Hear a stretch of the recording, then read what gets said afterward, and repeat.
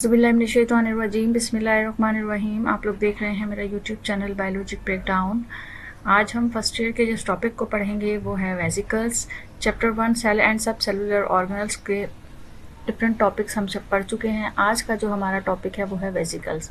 Vesicles की अगर हम इंट्रोडक्शन की बात करें तो उसमें सबसे पहले आपको ये बताया गया है कि ये डिराइव होता है एक लैटिन वर्ड से जिसे वेसिक्यूला कहा जाता है और जिसके मीनिंग स्मॉल ब्लैडर हैं। तो वेसिकल बेसिकली एक स्मॉल छोटा सा एक पाउच लाइक स्ट्रक्चर होता है।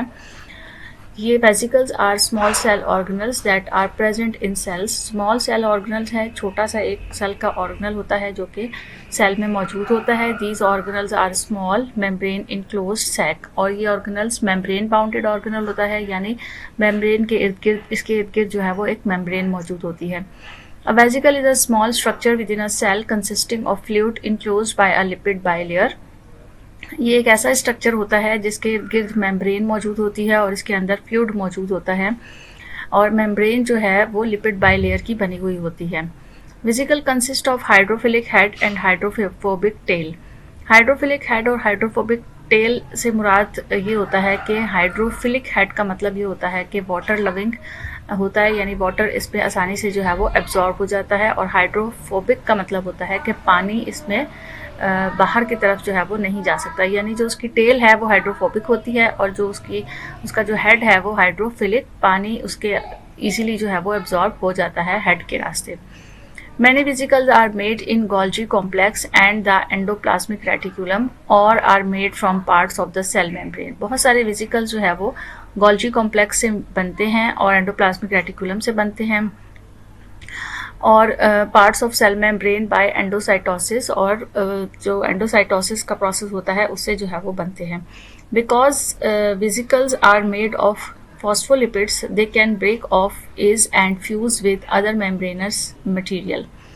जैसे हमने पहले पढ़ा कि ये जो वेसिकल्स होते हैं इनकी जो मेम्ब्रेन होती है वो फॉस्फोलिपिड होती है, यानी लिपिड बाइलेयर होते हैं ये। लिहाजा इनकी फॉस्फोलिपिड मेम्ब्रेन होने की वजह से ये ब्रेक ऑफ इसीलिए हो जाते हैं, फ्यूज़ हो जाते हैं आसानी से किसी भी मेम्ब्रेनस मटीरियल के साथ। इसकी अगर हम एग्जाम्पल की बात करें तो vesicles include secretory vesicles, transport vesicles. मुख्तलिफ किस्म के वेसिकल्स होते हैं सिक्रेटरी सेल के अंदर, जिनमें सिक्रेटरी वेसिकल्स हैं, ट्रांसपोर्ट वेसिकल्स हैं, साइनेप्टिक वेसिकल्स हैं, लाइसोसोम्स हैं। तो vesicles are found in bacteria, archaea, plants as well as in animals. तमाम जितने भी किंगडम्स हैं उनमें ये वेसिकल्स उनके सेल्स में मौजूद होते हैं, बैक्टीरिया में भी, आर्किया में भी, प्लांट्स में भी और एनिमल्स में भी। Function of vesicle is that they transport substances to and from one cell to another and also from one part of a cell to another. Function की बात करें अगर वेसिकल की, तो वेसिकल का फंक्शन ये होता है कि ये मुख्तलिफ चीज़ों को ट्रांसपोर्ट करने, एक जगह से दूसरी जगह ले जाने का काम करता है। मिसाल के तौर पर प्रोटीन जो है और दूसरे मॉलिक्यूल जो हैं वो उनको एक जगह से दूसरी जगह पहुंचाता है।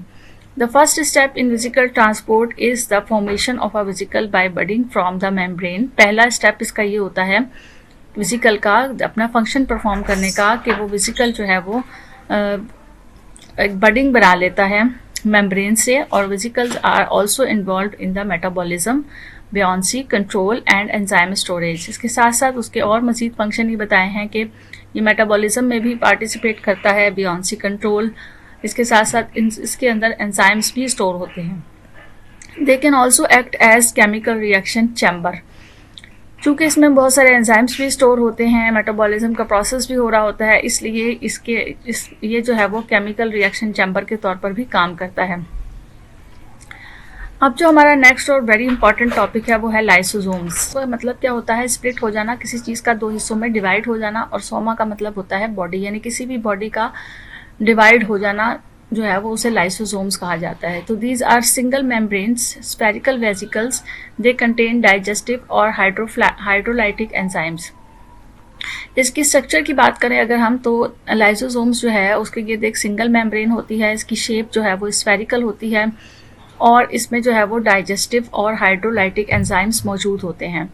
The lysosomal enzymes are made by the RER, rough endoplasmic reticulum, and then are transported to Golgi complex through smooth endoplasmic reticulum. Lysosomal enzymes जो है वो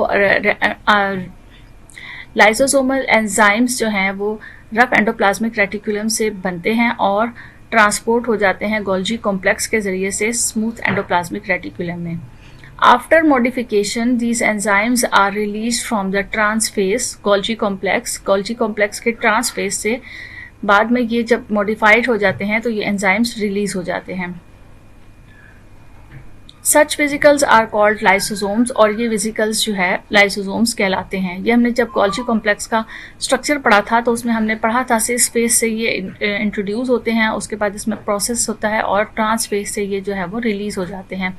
तो यही वो वेसिकल्स हैं जो कि लाइसोसोम्स बन जाते हैं। And the newly formed lysosomes before the start of their functions are usually called primary lysosomes. जो बिल्कुल नए नए लाइसोसोम्स बनते हैं RER से स्मूथ एंडोप्लाज्मिक रेटिकुलम तक पहुंचते हैं, उन्हें प्राइमरी लाइसोसोम्स कहा जाता है।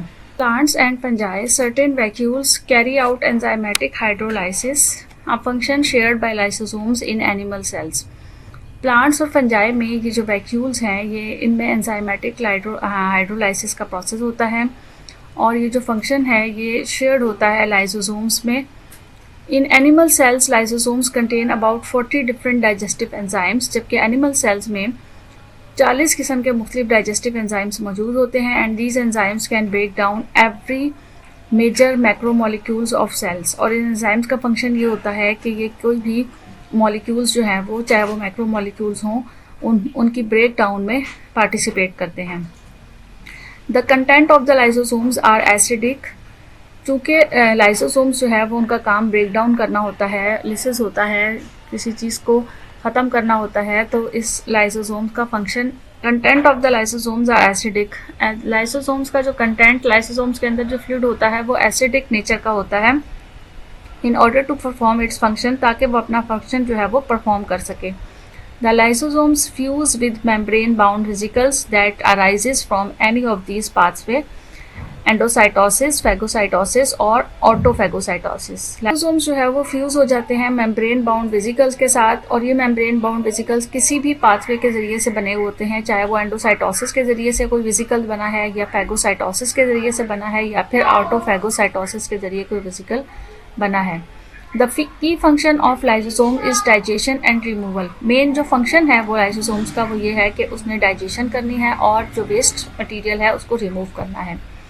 Foreign particles are pulled into cells through the process of endocytosis, and the process of endocytosis happens when the cell membrane falls in on itself. Endocytosis का process क्या होता है कि कोई भी फॉरेन पार्टिकल्स जो कि सेल मेम्ब्रेन के बाहर मौजूद है उसको जो है वो पुल कर लिया जाता है। सेल मेम्ब्रेन जो है वो उसके इर्द गिर्द जो है वो एक ऐसा स्ट्रक्चर बना लेती है कि वो फॉरेन पार्टिकल्स उसके अंदर कैप्चर हो जाता है और इस तरह से वो फॉरेन पार्टिकल जो है वो सेल के अंदर एंटर हो जाता है। इस प्रोसेस को एंडोसाइटोसिस कहा जाता है, और ये एंडोसाइटोसिस का प्रोसेस जो है वो जब होता है जब मेम्ब्रेन जो है खुद से इटसेल्फ इन्वेजिनेट होती है, बनती है बाहर की तरफ, अंदर की तरफ जो है वो इन्वेजिनेट हो जाती है, यानी अंदर की तरफ उसका एक जो है वो उभार सा बन जाता है सेल के अंदर internally, and creating a vacuole, और एक पाउच टाइप का एक वैक्यूल क्रिएट हो जाता है external content and then bringing उस एक्सटर्नल कंटेंट के इर्द गिर्द। तो जब इस एक्सटर्नल कंटेंट के इर्द गिर्द जो है वो एक पाउच टाइप का, एक वैक्यूल टाइप का एक कंटेंट क्रिएट हो जाएगा, बन जाएगा, तो ये जो है वो क्या बना लेगा, एक ये प्रोसेस जो है वो क्या कहलाएगा, एंडोसाइटोसिस का प्रोसेस कहलाएगा। और इस तरह से जो है वो एक वैक्यूल बन जाएगा, जिसमें यहाँ पर आपको इस डायग्राम में नज़र आ रहा होगा कि यहाँ पे सेल जो है वो सेल मेम्ब्रेन जो है वो इन्वेजिनेट हो गई, फॉरेन पार्टिकल्स जो थे वो एंटर हो गए सेल के अंदर, ये इसके इर्द गिर्द जो है वो एक और मेम्ब्रेन बना लेगी, और इस तरह से एंडोसाइटोसिस का प्रोसेस पूरा होके ये एक अर्ली एंडोसोम्स और लेट एंडोसोम्स बन जाएगा। Process by which unwanted structure within the cells are engulfed by digested within the lysosomes is called autophagy। अब ये एक प्रोसेस था, यहाँ पर आपको 1 लिखा हुआ नजर आ रहा होगा, जिसमें यहाँ पर आपको डायग्राम में एंडोसाइटोसिस का प्रोसेस दिखाया गया है। दूसरा एक और प्रोसेस आपको बताया जा रहा है फैगोसाइटोसिस का। तो वो कह रहे हैं कि यहाँ पर एक अनवांटेड स्ट्रक्चर, अगर ऐसा कोई स्ट्रक्चर जिसकी सेल को ज़रूरत नहीं है या कोई ऐसा स्ट्रक्चर है जो कि नुकसान पहुँचाना चाह रहा है सेल को, सेल जो है वो उसके इर्द गिर्द उसको जो है वो इंगल्फ कर लेता है, डाइजेस्ट कर लेता है, और लाइसोसोम्स के ज़रिए से उसकी लिसिस कर देता है, उसको ख़त्म कर देता है या उसको ब्रेक डाउन कर देता है, और इस प्रोसेस को ऑटोफैगी कहा जाता है। For example, if someone start to perform heavy muscular exercise, the number of mitochondria begins to increase in his muscle cells. यहाँ पर एक एग्जाम्पल दी गई है कि अगर कोई बहुत हैवी एक्सरसाइज स्टार्ट करता है, मस्कुलर एक्सरसाइज, तो बॉडी के अंदर माइटोकॉन्ड्रिया की क्वांटिटी जो है वो, माइटोकॉन्ड्रिया की तादाद जो है वो ज़्यादा होना शुरू हो जाती है। And if the level leaves exercise, और अगर वो एक्सरसाइज को छोड़ देता है तो वो जो नंबर ऑफ माइटोकॉन्ड्रिया हैं वो खुद ब खुद डिक्रीज हो जाते हैं। और वो खुद ब खुद डिक्रीज कैसे होते हैं, वो इसी ऑटोफैगी के ज़रिए से डिक्रीज हो जाते हैं। Sometime, especially during developmental phase, when a particular cell is required to be disintegrated, a type of cell death is confirmed called autolysis. और कभी कभार ऑटोलाइसिस की भी ज़रूरत पड़ती है। ऑटोलाइसिस का मतलब है सेल की लिसिस, यानी सेल जो है वो पूरा का पूरा ख़त्म हो जाता है। और ये किस वक्त होता है, जब कोई डेवलपमेंटल फेस हो रहा होता है, या सेल को ज़रूरत होती है कि अब इस टाइम पर सेल की ज़रूरत नहीं है, या ये सेल जो है वो बॉडी को नुकसान पहुंचा रहा है, तो वो सेल डिसइंटीग्रेट हो जाता है और ख़त्म हो जाता है। This is a program cell death, और इस प्रोसेस को प्रोग्राम सेल डेथ कहा जाता है। ये एक नॉर्मल डेथ का प्रोसेस होता है जिसमें लाइसोसोम्स बस्ट हो जाता है, और एंजाइम्स के जो कंटेंट हैं, वो एंजाइम्स जो कि इस लाइसोसोम्स के अंदर मौजूद होते हैं, वो पूरे साइटोप्लाज्म में बिखर जाते हैं। और in this way the cells is disintegrated into fragments, और इस तरह से सेल के जो है वो फ्रैगमेंट्स बन जाते हैं, विच आर फैगोसाइटोस्ट, जिन्हें फैगोसाइटोस्ट कहा जाता है। Due to this function lysosomes are also called suicidal bags, और लाइसोसोम्स के इस फंक्शन की वजह से, क्योंकि वो बस्ट होता है और बस्ट होने के बाद वो पूरे सेल को जो है वो डिसइंटीग्रेट करके उसको ब्रेक डाउन कर देता है, ख़त्म कर देता है, उसकी लिसिस कर देता है, इसलिए उसे सुसाइडल बैग्स भी कहा जाता है। तो ये थे हमारे दो टॉपिक जिसमें हमने वेसिकल्स के मुतालिक पढ़ा, उसका स्ट्रक्चर, उसके फंक्शन का पढ़ा, लाइसोसोम्स के हमने फंक्शंस को पढ़ा। प्रैक्टिकली भी ये टॉपिक बहुत ज़्यादा इंपॉर्टेंट है। तो साथ रहिएगा इसी यूट्यूब चैनल बायोलॉजिक ब्रेकडाउन पर। अपना ख्याल रखिएगा। Thank you so much. अल्लाह हाफिज़।